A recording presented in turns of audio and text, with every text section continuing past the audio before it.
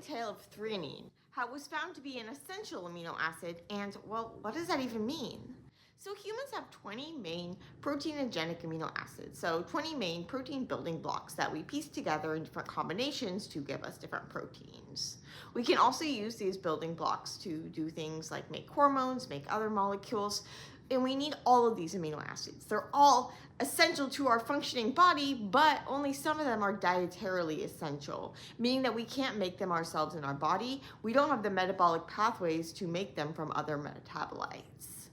Some organisms like bacteria and stuff do, and so we can obtain these amino acids through our diet, and so we call these essential amino acids the ones we actually need to get through our diet. Some amino acids are considered conditionally essential because although we can make them ourselves, we might be limited on the precursors in times of stress, things like this, we might not be able to keep up. So we can make them, we just can't make them fast enough, can't make enough. So those would be conditionally essential. But threonine is always essential. Threonine, it looks kind of like valine, but it's got an oxygen, it's got a hydroxyl group, an alcohol group in its side chain. How did they figure out that threonine was essential? Tell you the story of William Rose and some grad students who were likely holding their nose as they ate weird concoctions of candy that were made basically from different combinations of sugar and amino acids, withholding the amino acids like threonine to see if threonine was actually needed. When he started his work, there were already other scientists that had figured out that certain other amino acids like lysine were essential. And he wanted to figure out, well, what else?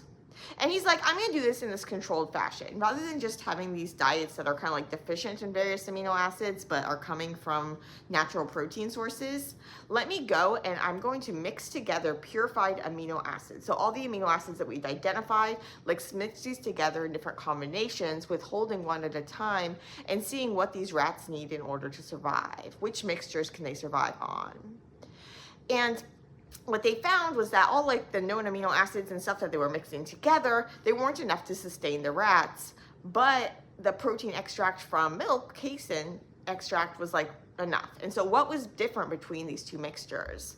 By doing a lot of purification, he was able to get about 0.8 grams per kilogram of fibrin protein, and he was able to purify this, crystallize this, and determine that that crystalline thing was threonine. And then he was able to show by feeding the threonine into the mixture that these rats could survive. He did similar experiments with dogs, and then he's like, well, what about people? Grad students, hey, they came, they participated in the experiment, and it probably tasted really nasty, but they were able to show that threonine is indeed dietarily essential in humans.